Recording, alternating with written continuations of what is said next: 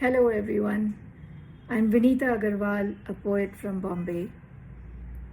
Thank you Prajnya Foundation for organizing this 16-day poetry event on the theme of gender violence, centered around the 4 important words which are in the preamble of our Constitution: justice, equality, liberty, and fraternity. I'm going to read out a few poems on this theme of gender violence. Some are inspired by this horrific female infanticide and female feticide that we witness in our country. The other poem that I'm going to read out is inspired by the real Shakti that is woman, but how she's made out to be a very repressed, oppressed kind of a being, and how that Shakti is portrayed as something very feeble, weak. My first poem is titled Bespoken. So many nameless daughters lost that we cannot begin to look for them. Their absence encased in the prayers of those who've survived. The sun shines for the master of the house, while she remains twinned to darkness. Small barred windows hinting at far-off blue skies. Some days she makes it to adult literacy classes, her face bruised, the ellipsis of a veil bending her story into the archives of flesh. Victory does not lie in silence, but in speaking up. Mitigation in rubbing the blood off the morning mirror and feeling it throb in the veins like a train plowing tracks. Her battles fought word by word, act by act. Woman, girl, female fetus, the world stands hushed before you, like the air of stillness before a storm. Say whatever it is that you have to say. The second poem is titled Woman. Like a plastic palmyra showcased at the front door, a rag doll, gloved, thumb-printed, buttressed, bruised, sewed, bowed, and at the end of it all, grey like the ash of a rose. Rabbit-like, fearful, frightened, babbling, burbling, dripping, scurrying, stumbling, succumbing, until reduced to a sobbing choir of broken hummingbirds. She is his color card for abuse, one shade for every kind.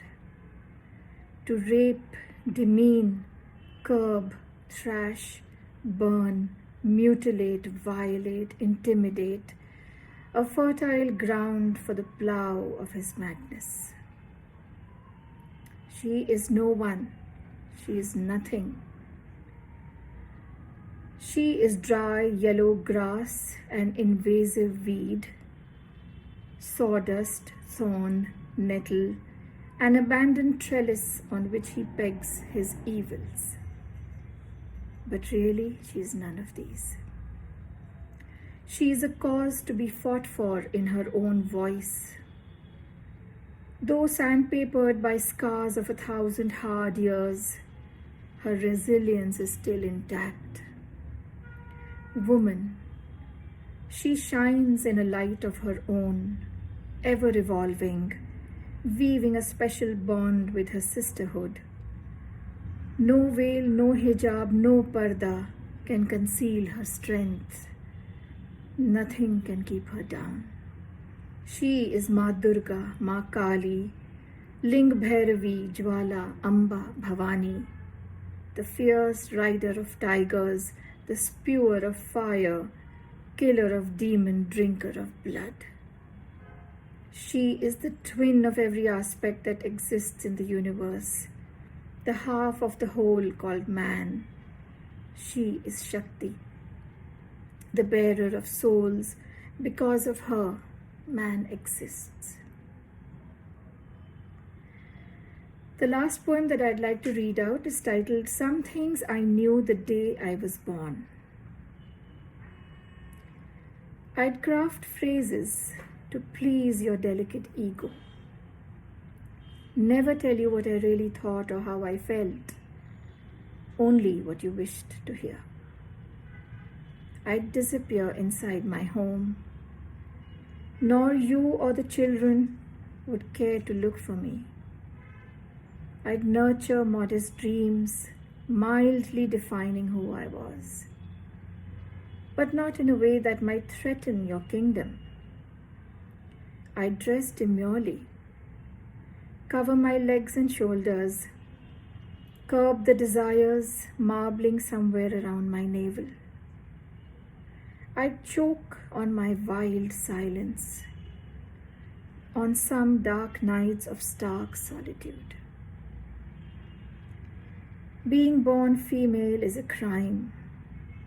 I'd be so soundless that I might not be at all. Worst of all, duplicity would be my greatest talent. Hypocrisy and fakery, my biggest assets.